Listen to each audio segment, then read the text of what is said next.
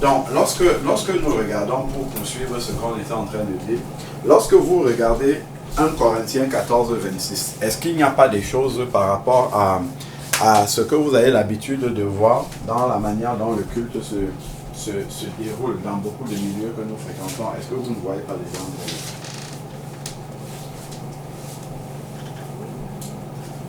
Quel problème tu peux voir dans ce verset-là par rapport à ce que tu as l'habitude de voir? Ici, il y en a qui parlent une langue qu'il n'y en ait que 2 ou 3, tout au plus, et l'un après l'autre. Et qui, donc l'un après l'autre, nous on parle tous ensemble à la fois, le nombre de personnes qui se trouvent dans l'assemblée, c'est tous à la fois qu'on parle, alors qu'on demande de le faire l'un après l'autre. 2 ou 3 devraient le faire dans l'assemblée. Et ensuite, il qu'il y en ait un qui interprète. Il n'y a pas d'interprétation. Tu vois, ça c'est un exemple qui montre que quand ça se passe comme ça, en fait, nous sommes dans un culte égoïste. Hein? Nous sommes dans un culte qui n'est pas conforme à la volonté du Seigneur. Pourquoi? Parce que le Seigneur, ce qu'il veut, lorsque ses enfants se rassemblent, c'est que chacun puisse recevoir une portion. Tu vois? C'est que chacun puisse recevoir une portion. Donc déjà, si nous tous nous commençons à prier, même en français, sans parler de prier en langue, si nous commençons à prier tous ensemble, pendant que tu pries, je n'ai pas le temps, ni l'attention disposée pour écouter ce que tu dis, pour écouter ce que la sœur dit, parce que je suis en train de dire aussi des choses, et donc personne ne s'écoute, et personne n'est édifié par personne. Or, ce n'est pas le but du rassemblement.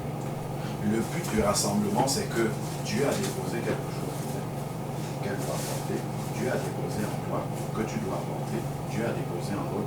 Donc, quand je prie et que vous vous taisez, c'est pour recevoir ce que Dieu a déposé chez vous. Donc, j'élève la prière. Non seulement c'est pour nous tous, vers le Seigneur, mais en même temps, c'est pour que ça vous édifie. Donc, lorsque vous allez écouter ce que j'ai dit, vous pourrez dire Amen et vous serez édifié par ce que j'ai dit. Alors que si on était tous en train de parler, personne n'écoute l'autre et toutes ces édifications qui sont pourtant des édifications que nous sommes en train de dire ne bénéficieraient à personne.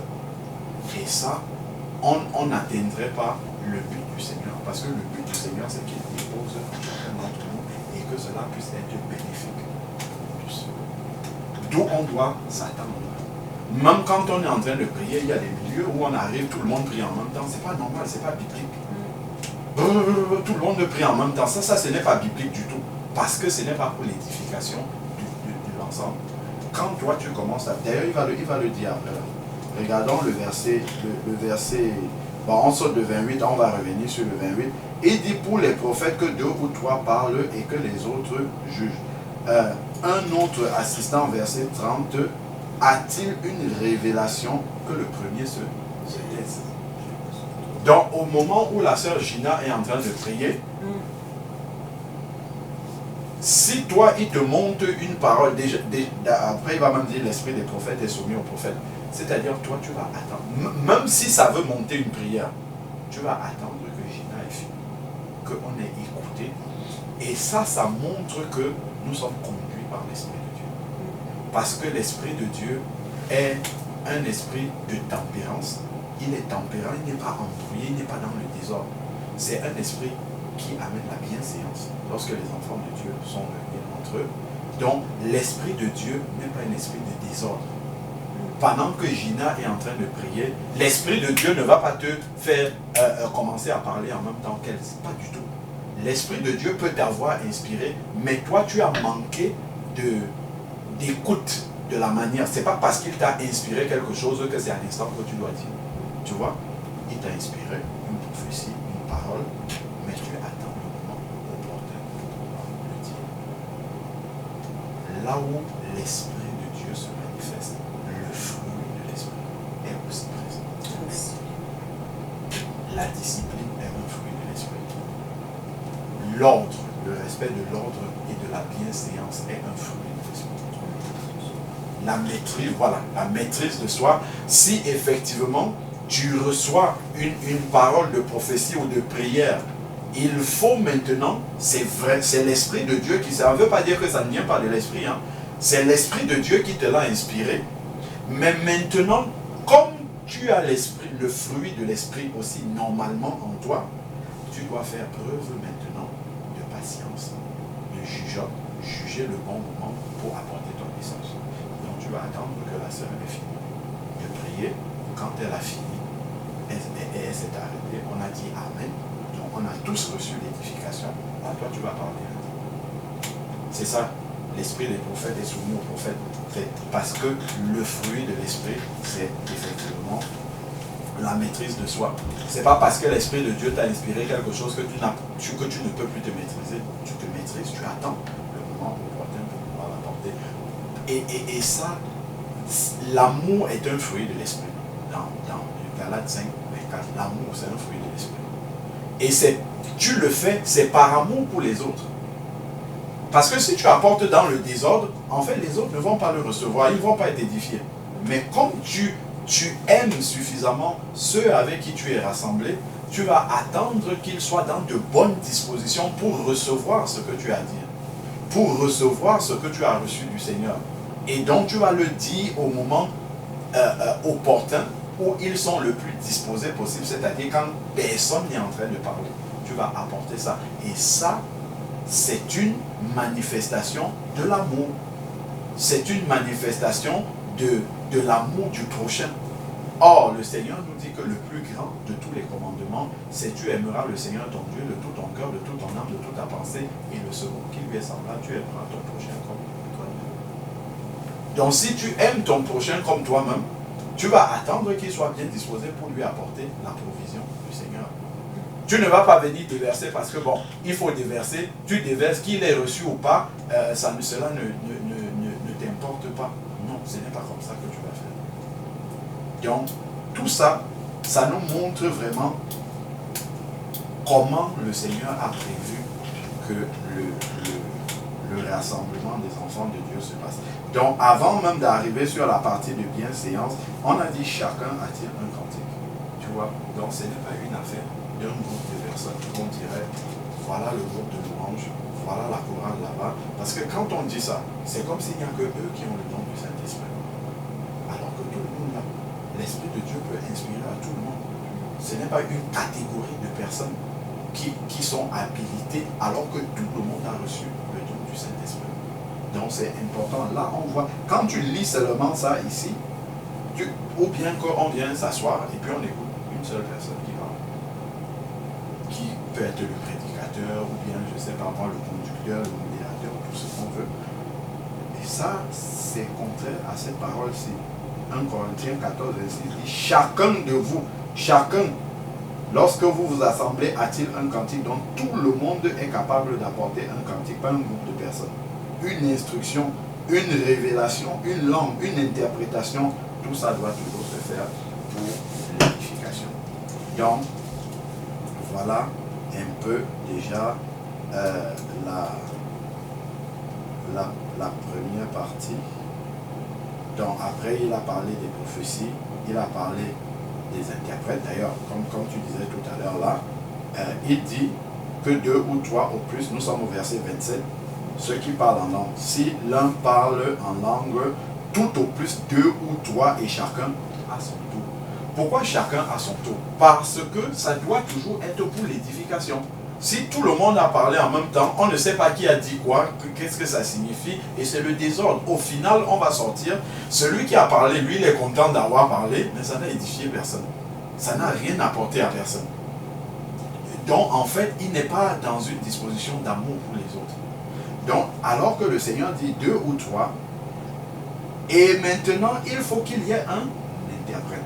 Parce que si tout le monde parle, chacun parle, on ne sait pas ce que Dieu a dit, mais à la fin, ça n'aide personne du tout. Or, ce que le Seigneur dit ici, il faut qu'il y ait un interprète. Absolument. Si c'est à haute voix, il faut qu'il y ait un interprète ici. Et après ce qu'il est en train de dire, il dit s'il n'y a pas d'interprète. Donc, le parler en langue peut te brûler, ça monte, et toi tu penses que ça s'adresse à tout le monde, tu commences à parler à haute voix, mais si tu te rends compte, si tu ne reçois pas l'interprétation, où tu te rends compte qu'il n'y a personne qui interprète, il faut que tu baisses le ton. Ça veut dire que ce n'est pas pour l'assemblée ce que tu es en train de dire, c'est pour ton édification personnelle. Parce que d'après le verset 3, non, le verset 4, celui qui parle en langue, 1 Corinthiens 14, 3, celui qui parle en langue s'édifie lui-même, c'est-à-dire qu'il se charge comme un matériel. Donc ça veut dire que c'est pour ton propre ressourcement spirituel, ce n'est pas un message qui s'adresse à l'église. Donc il faut que tu baisses le ton, parce que là en fait tu vas apporter le désordre dans l'église. Donc si on parle à haute voix en langue dans l'assemblée, il faut qu'on interprète, parce que c'est un message qui s'adresse à l'église. Il faut que l'Église sache ce que Dieu est.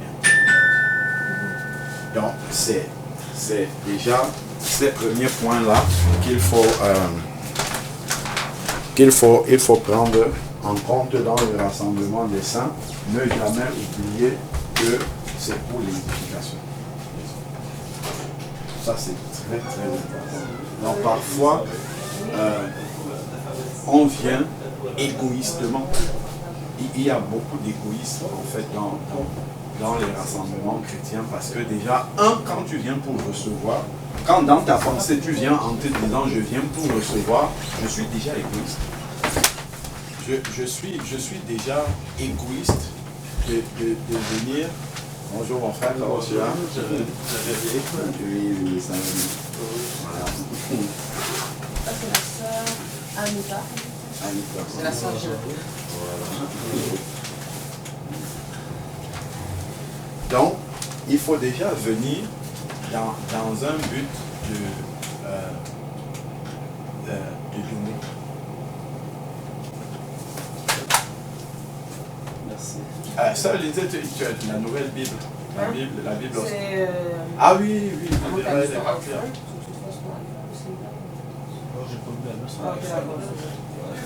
Tu as une autre Bible? Moi, je vais noter. Que je suis avec Anita. Attends, sinon je te donne mon. D'accord. C'est petit, hein? C'est toi qui me disais que c'est petit, non? Sa Bible, c'est écrit petit. Ah, je crois à ça. Ok. Je te donne mon téléphone. Ouais.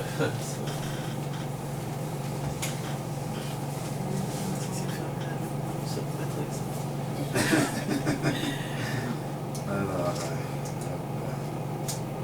ça va, ça a été le week-end? Ouais, ça a été, toi. Oui, Le mariage. Oui, le mariage s'est très bien passé par la grâce de Dieu. Ouais, Ça a été. Seigneur. Donc, on était en train de lire 1 Corinthiens, chapitre 14. On était au verset 26. 1 Corinthiens 14, 26. Donc, si on peut, s'il y a quelque chose d'important de retenir dans le rassemblement des enfants de Dieu, c'est toujours de réaliser que lorsque je vais dans une réunion chrétienne, je ne vais pas en premier lieu avec l'intention de recevoir, je vais avec l'intention de donner. Je vais avec l'amour pour les autres, pour mon prochain. Et quand je suis dans cette disposition-là, le Seigneur va me donner toujours pour que j'en ai suffisamment pour donner aux autres. Mais si je suis dans une attitude d'un receveur, le Seigneur, parce que le Seigneur, lui, veut bénir son Église. Il veut que j'apporte aux autres. Il veut que je donne aux autres. C'est pour ça qu'il va m'alimenter, pour que je puisse alimenter les autres. Mais si le Seigneur, ce qu'il me donne, je garde pour moi, le Seigneur, il ne va plus me donner parce que ça n'arrive par la destination. La destination, c'est pour tout le monde. Donc, avant que vous ne veniez, j'étais en train de dire, parce que 1 Corinthiens 14, chapitre 26, 1 Corinthiens, chapitre 14, verset 26, nous dit comment le rassemblement des enfants de Dieu doit se passer. Et nous dit que chacun doit pouvoir apporter quelque chose.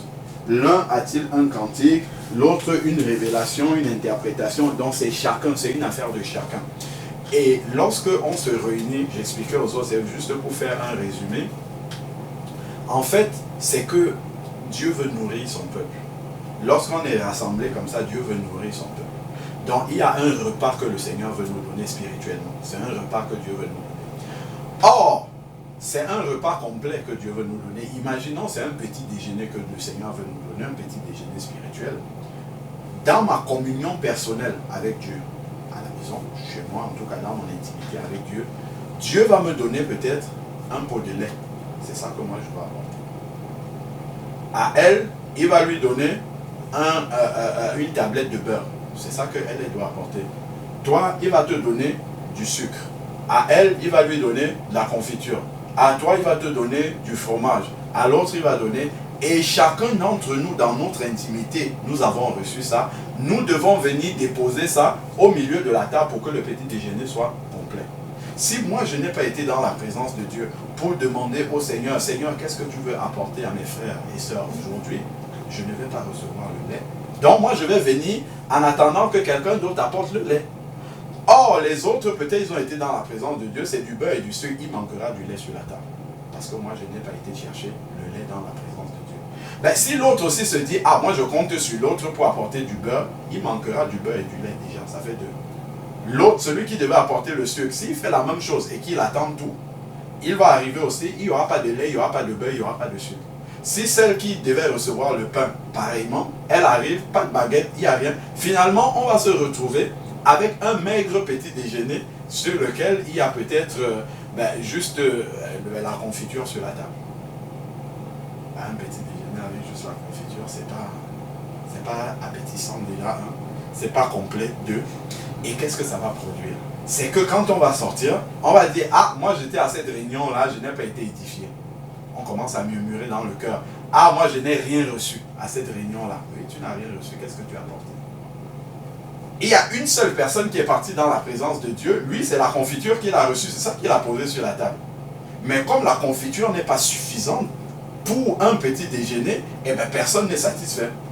On s'est tous réunis pour prendre le petit déjeuner, mais il n'y avait que la confiture, c'est normal, on repart tous. Un petit déjeuner uniquement, la confiture, ça ne tient pas la journée. Donc voilà, on repart frustré. Alors que si tout le monde avait été dans la présence de Dieu et était venu avec ce que Dieu lui a donné et avait déposé sur la table. Parce que je peux venir, là où nous sommes réunis pour prendre le petit déjeuner, j'ai le lait dans ma sacoche et je garde le lait là-dedans. Je ne sens pas le lait pour poser sur la table. Donc quand je suis réuni, je dois ouvrir la bouche et laisser sortir ce que Dieu dépose dans sur ma bouche pour les autres. Et ça, c'est quelque chose que j'ai reçu dans mon intimité avec Dieu. D'où la nécessité de développer son intimité avec le Seigneur. C'est d'abord pour nous soutenir spirituellement, mais c'est aussi pour les frères et sœurs avec lesquels je suis. Parce que Dieu ne donne pas tout à une personne. Dieu ne va pas aller et donner la confiture, le fromage, le lait, le sucre à une même personne. Non. Il distille ça entre ses enfants pour que nous soyons dépendants les uns des autres. C'est pour ça qu'il parle du corps de Christ comme notre corps physique est là. Le doigt ici, s'il n'est pas greffé au corps, ne peut pas recevoir le sang pour continuer à circuler. Ne peut pas recevoir les informations du cerveau pour commencer à bouger comme ça. Il faut qu'il soit connecté au corps. Donc il est dépendant des nerfs déjà qui passent par là pour transmettre l'information au cerveau. Il est dépendant du sang qui va arriver là. Le sang lui-même est dépendant du cœur qui doit répandre, pousser le sang partout. Donc nous sommes dépendants complètement les uns des autres. Il n'y a pas un morceau. Et comme on disait tout à l'heure, le Seigneur ne prend pas des images pour nous expliquer les choses spirituelles alors qu'il n'y a pas une vraie relation entre les deux. Quand on regarde les membres du corps, il n'y a aucun qui est tout seul coupé comme ça et puis il est tout seul de son côté. Non, si tu coupes le doigt, il meurt. Donc tout est lié les uns avec les autres. C'est comme ça que le corps de Christ est. Nous sommes liés les uns aux autres. Chacun a un petit morceau du fonctionnement global du corps. Un petit morceau chacun. Et chacun doit jouer ce rôle-là. Si le doigt, en général, une maladie, c'est quoi? Qu'est-ce qui provoque une maladie dans le corps? C'est qu'il y a un organe qui ne fonctionne plus. C'est qu'un organe ne joue plus son rôle. Et c'est la même chose dans le corps de Christ. Si je ne joue pas mon rôle, si je ne vais pas dans la présence de Dieu pour recevoir ce que j'ai à apporter, le petit membre là ne joue plus son rôle et ça handicape le reste du corps. Je vais nous donner un exemple.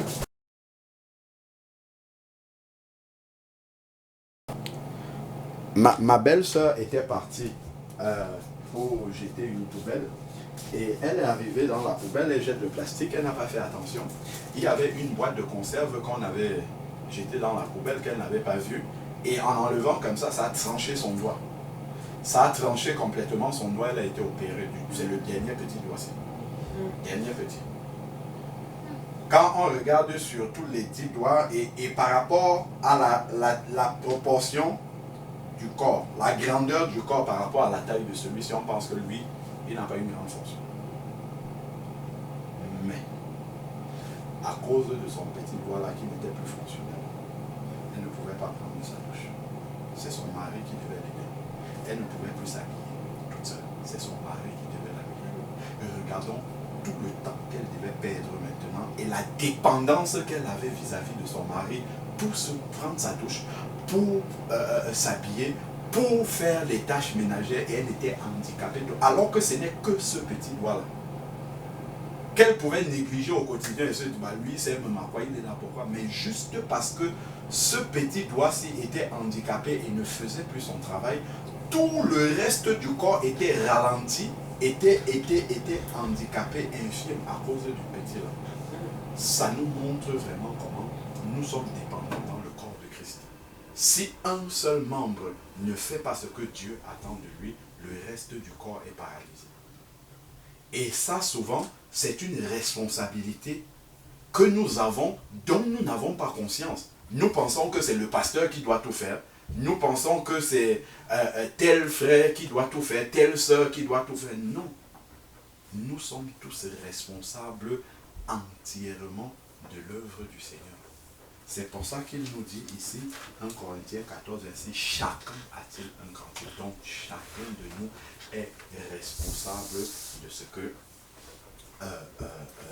nous devons apporter dans le rassemblement des saints pour que tout le travail que le Seigneur veut faire, que cela ne soit pas handicapé parce qu'un membre n'a pas joué son rôle.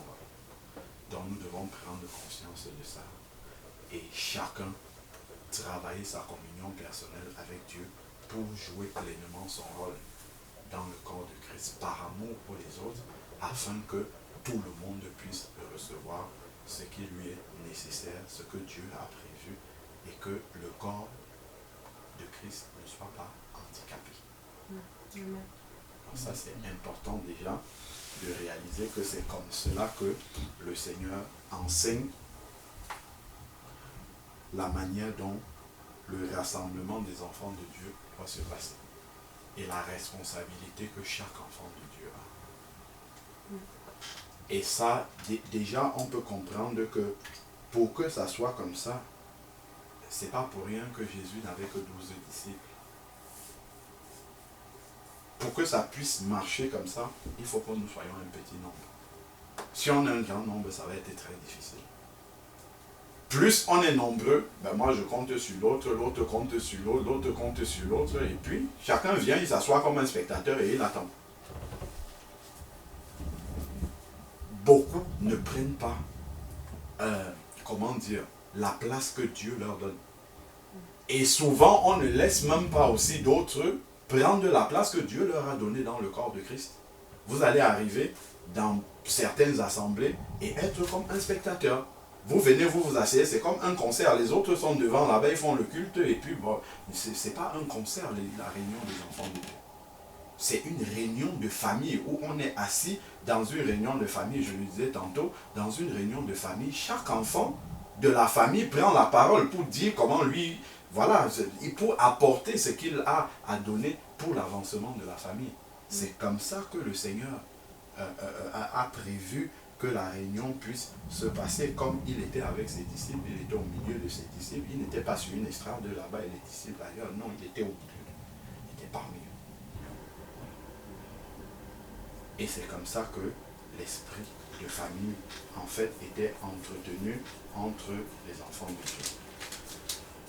Amen. Voilà pour la première partie. Est-ce que vous avez des questions déjà sur la manière dont le Seigneur dit que ses enfants doivent se réunir?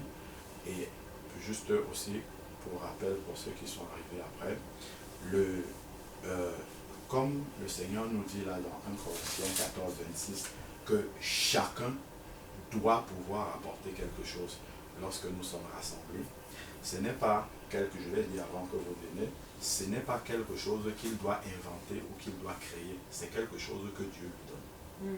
Et Dieu commence par donner à chacun de ses enfants sans exception un don, c'est le don du Saint-Esprit. Lorsque on naît de nouveau, Actes chapitre 2 verset 38, repentez-vous. 1. Et que chacun de vous soit baptisé au nom de Jésus. 2. Et vous recevrez le don du Saint-Esprit. 3. C'est la première chose que Dieu fait lorsque quelqu'un sort des eaux du baptême. C'est qu'il lui accorde le don du Saint-Esprit. Parce que toute sa marche, c'est avec le Saint-Esprit qu'il va aller communiquer. C'est le Saint-Esprit qui est l'équipement qui lui permet de communiquer avec Dieu et de recevoir ce que Dieu a à lui donner. Et également, c'est l'Esprit de Dieu qui va lui dire, c'est le bon moment maintenant pour donner ce que tu as reçu. C'est l'Esprit de Dieu qui va faire ça. C'est pour ça que Dieu lui accorde son Saint-Esprit. C'est une des raisons. L'autre raison, c'est effectivement pour marcher dans la sainteté. Pour marcher loin du péché. Parce que l'Esprit de Dieu a été donné, Jean 16, verset 8, pour convaincre de péché, de justice et de jugement. Pour marcher dans la sainteté. Le Saint-Esprit est la nature de Dieu qui vient habiter en nous lorsqu'on est repenti de ses péchés. C'est ça. Et il vient nous faire craindre le péché. Il vient nous faire haïr le péché.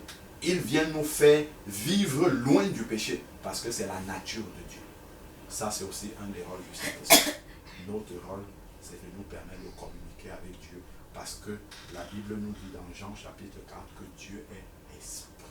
Et il faut que ceux qui l'adorent en esprit et en vérité. Parce que Dieu étant esprit, si tu n'as pas le Saint-Esprit, tu ne peux pas communiquer avec Dieu. Tu peux faire des prières, tu vas parler, mais c'est un monologue. Tu ne peux pas recevoir ce que lui te dit. C'est un peu comme là où nous sommes ici, il y a certainement beaucoup de chaînes de radio qui diffusent maintenant, là où nous sommes. Il y a certainement beaucoup de fréquences radio ici. Mais comme on n'a pas un transistor avec une antenne, on n'entend rien de ce qu'ils sont en train de dire. Mais si tu prends un transistor, tu tires l'antenne, là on va commencer à capter les ondes et à suivre ce qu'ils sont en train de dire. Ben, c'est la même chose, Dieu parle tout le temps. Dieu est en train de nous parler, Dieu est en train de nous montrer des choses. Mais si tu n'as pas l'Esprit de Dieu pour capter et comprendre ce que Dieu est en train de dire, mais tu ne pourras pas communiquer avec Dieu. C'est pour ça que dès que quelqu'un naît de nouveau, Dieu commence par lui donner son Saint-Esprit parce qu'il est devenu son enfant. Un papa régulièrement parle à son enfant, lui donne des directives, lui donne des conseils, lui donne le cheminement. Comment est-ce qu'il doit avancer? C'est l'Esprit, c'est par l'Esprit de Dieu que nous communiquons avec le Seigneur. C'est une raison pour laquelle il nous donne le Saint-Esprit. C'est un moyen de communication également avec Dieu, parce que Dieu est esprit. Et il faut que ceux qui l'adorent en esprit, en vérité. C'est en esprit qu'on peut communiquer avec le Seigneur. Et le fait que nous puissions communiquer avec le Seigneur par l'esprit, c'est ce canal de communication, puisque nous avons le récepteur maintenant, qui nous permet de recevoir ces dons de Dieu et de pouvoir l'apporter aux autres. Et de pouvoir l'apporter au moment opportun. Donc ça, c'est important de comprendre ces points-là. Est-ce que vous avez des questions jusque-là? Non. Non, c'est clair. Ça rejoint beaucoup les talents. Quand tu disais qu'on avait des talents, qu'on devait les donner, qu'on devait rendre compte à la fin. Oui. Ouais, c'est ça. C'est ça. Quand tu parlais, j'avais des liens justement quand le verset qui dit qu'on a plus de joie à donner qu'à recevoir. Amen. Amen. Oui. Et aussi le passage qui parle des talents et comment à la fin le Seigneur arrache le talent qu'il a, plus il demande compte, parce que des fois on a un talent et on ne le donne pas. Bon. Et aussi j'ai aimé quand tu as dit qu'on ne doit pas créer, parce que c'est quelque chose des fois qu'on ressent dans les assemblées, on sent qu'on doit amener quelque chose de spécial et tout, mais c'est le Seigneur qui donne les talents. Et c'est vraiment une bonne parenthèse, parce que des fois il y a beaucoup de chrétiens qui sont quelque part, qui voit tout le monde se sent excité, là, il doit inventer quelque chose de... Non, quand c'est le Seigneur qui donne dans l'intimité, ça vient tout seul. Amen. Sinon, la gloire nous revient à nous. Tout à fait. Vraiment, Amen. c'est vraiment différent. Amen. Gloire à Dieu. Gloire à Dieu. Anita, tu as déjà reçu le Seigneur dans ta vie, comme Seigneur et Sauveur. D'accord. Gloire à Dieu. Tu es passé par la repentance, la nouvelle naissance, le baptême d'eau par immersion. On t'a plongé, on a enterré l'ancienne vie et tu es ressuscité à une vie nouvelle. Gloire à Dieu. Ça fait longtemps? En cet été que je me suis baptisée. Cet été, c'est... Ah, gloire à Dieu. Donc tu es un nouveau bébé. Nouveau-né. Quelques mois. Maintenant, quelques mois, tu auras une petite soeur aujourd'hui, par la grâce de Dieu. D'accord, gloire à Dieu. J'étais déjà sauvée depuis longtemps. D'accord. Sauf que je n'avais pas fait le bon baptême. Ah, ok, ok. Tu n'avais pas fait le bon baptême. D'accord, d'accord. Et quel baptême tu avais fait avant? Il y a un seul baptême, donc qu'est-ce que tu avais fait et que tu appelais baptême avant? C'est parce que, comme dans la Bible, les apôtres baptisaient tout le temps au nom de Jésus. Oui. Moi, j'avais été baptisée au nom du Père, du Fils, du Saint-Esprit. D'accord, ok. Et c'était par immersion? C'était par immersion. D'accord. Et tu étais déjà repenti? Oui. D'accord, ok. Ok, d'accord. Bon. Ok, ben gloire à Dieu. Oui, on pourrait faire une parenthèse dessus, mais ce n'est pas l'objet. Gloire au Seigneur. Et maintenant, comment tu avances avec le Seigneur? Tu es dans une assemblée, dans une communauté, ici. D'accord, d'accord. Ok, gloire au Seigneur. Que Dieu soit béni. Alors, donc on peut...